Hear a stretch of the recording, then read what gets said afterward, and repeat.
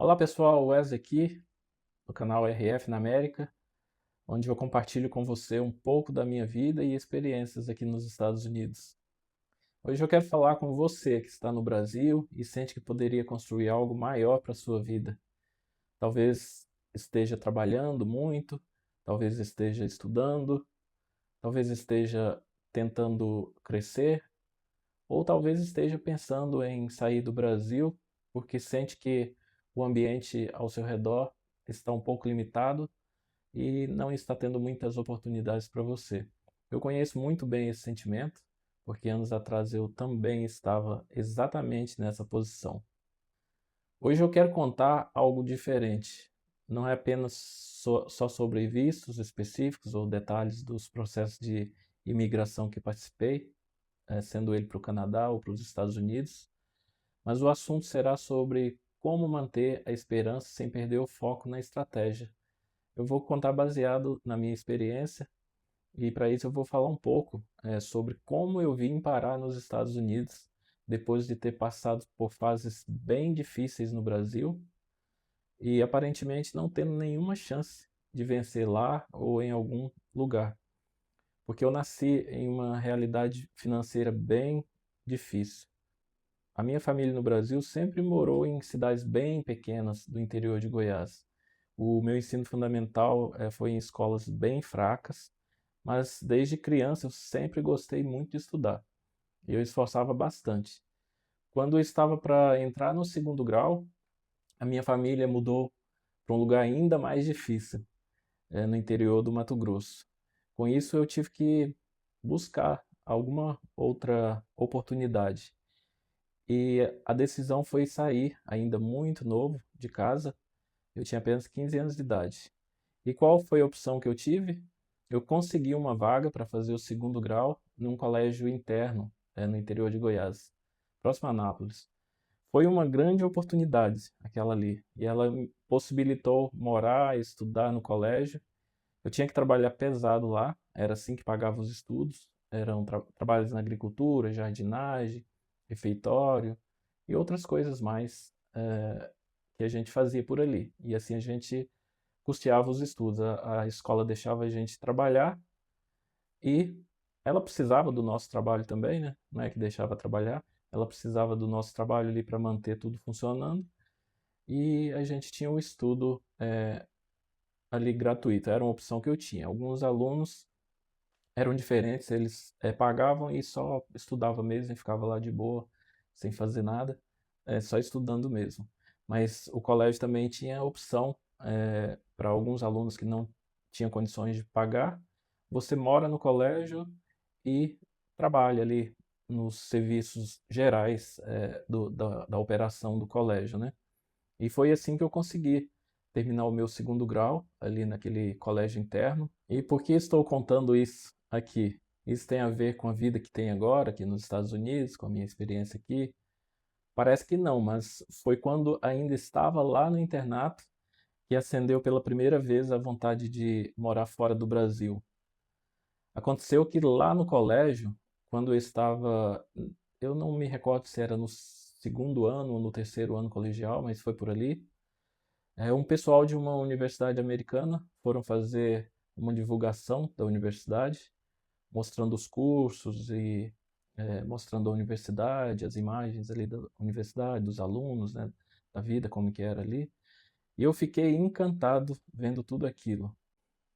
Mas a notícia não tão boa era que custava muito caro, mas muito caro mesmo. Principalmente para um quase adolescente que vivia longe de casa, né, da família, e sem suporte financeiro também na família. Mas aquilo, pessoal, despertou a vontade e o sonho, e fiquei com aquilo na cabeça e pensava: vou seguir normalmente a minha vida por aqui, fazer faculdade, trabalhar. Quem sabe um dia eu tente morar num lugar tão maravilhoso quanto aquele que me apresentaram. Então, pessoal, eu terminei o segundo grau naquele colégio interno e fui morar em Goiânia, dividindo ali apartamento com outros amigos estudantes. Eu tinha passado na UFG, Universidade Federal de Goiás, para o curso de Física, Mas depois de um ano, acabei indo para Minas Gerais e mudei de curso, mudei para engenharia elétrica com ênfase em telecomunicações. Na faculdade, a maneira que eu encontrei de me manter financeiramente foi com bolsas de estudos e vendendo livros ali de casa em casa, em várias cidades diferentes, ou em empresas, né? Eu oferecia livros ali para os funcionários e o pessoal me ajudava, comprava o livro e era assim que eu me mantia. Porque o meu curso era período integral, então só tinha como trabalhar nas férias mesmo. Então eu me formei e fui trabalhar em São Paulo, em uma grande empresa multinacional japonesa. Depois de um ano trabalhando lá, eu percebi que eu precisava muito aprender inglês. E pesquisando sobre opções de inglês no exterior, eu decidi ir para o Canadá, para um curso intensivo de inglês, né, uma imersão de 2 meses, morando com uma família canadense e estudando o dia todo. E chegando no Canadá, mais uma vez fiquei deslumbrado com a vida fora do Brasil e despertou novamente aquele sonho que tinha iniciado ainda lá no interior de Goiás, naquele colégio interno. Por isso que eu contei aquela historinha para vocês de antes. Então, pessoal, no Canadá, falando com algumas pessoas ali, da minha vontade de imigrar, alguém me contou sobre o processo de imigração legal para o Canadá. Aí eu fiquei sabendo sobre o programa Skilled Workers e eu vi que tinha chance, mas ainda não estava preparado porque o meu inglês ainda era muito básico e minha experiência profissional era pouco ainda, eu só tinha um ano de formado. E, pessoal, quando você sai do Brasil pela primeira vez e conhece outro sistema, outra cultura, outro mercado de trabalho, você começa a perceber que existem caminhos diferentes. Isso não significa que o Brasil seja um país ruim, mas significa que o mundo é muito maior do que aquilo que a gente conhece. Então, eu confesso que voltar para o Brasil depois dessa experiência foi difícil, porque agora eu sabia que existiam outras possibilidades, mas eu também sabia que não dava para simplesmente pegar uma mala e mudar de país. Era preciso estratégia e preparação. Então eu comecei a me preparar. Essa preparação envolveu melhorar o meu inglês, ganhar experiência profissional, estudar mais sobre a imigração. E naquela época não existia tantas informações como hoje. Não tinha YouTube. O meu curso de inglês no Canadá, ele foi em 2001. E voltando para o Brasil, eu buscava informações direto no site de imigração canadense. Existiam também muitos blogs de imigrantes no Canadá, contando suas experiências e compartilhando informações. E esses blogs ajudaram bastante também, porque o processo ali de aprendizado e tudo, preparação, demorou muito tempo. E, pessoal, com a vivência em imigração, eu percebo que a imigração legal, ela quase nunca acontece de forma rápida. Mas quando é feita de forma correta, ela muda completamente a sua trajetória.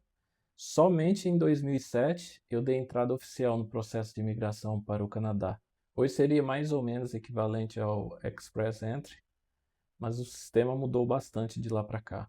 Então, em 2009, no início do ano, eu finalmente consegui migrar para o Canadá.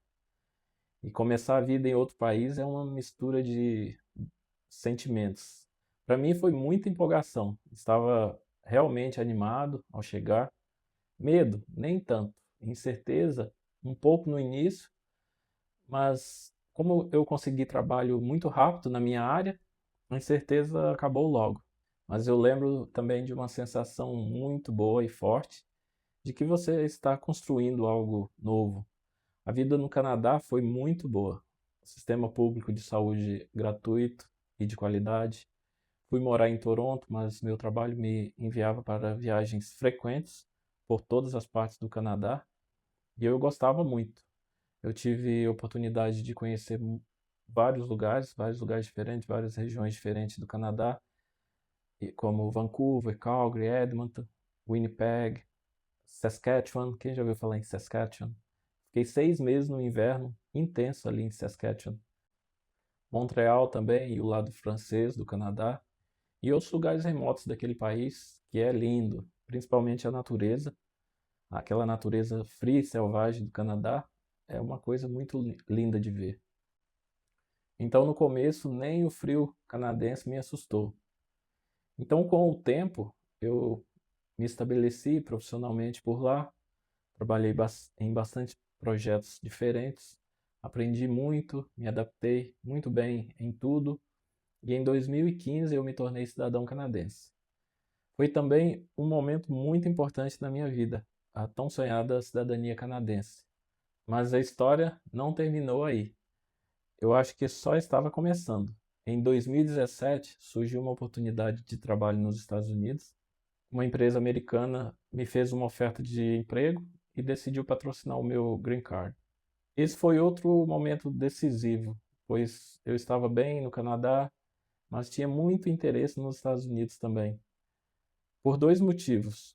Primeiro, o número de oportunidades é bem maior que no Canadá, principalmente na minha área, que é engenharia de telecom. Os Estados Unidos têm muitas oportunidades. O segundo é que o frio do Canadá, com o passar do tempo, vai ficando bem cansativo. E dependendo do estado americano que você for, pode ser bem mais tranquila a questão do frio. Minha primeira oportunidade nos Estados Unidos foi em Kansas City.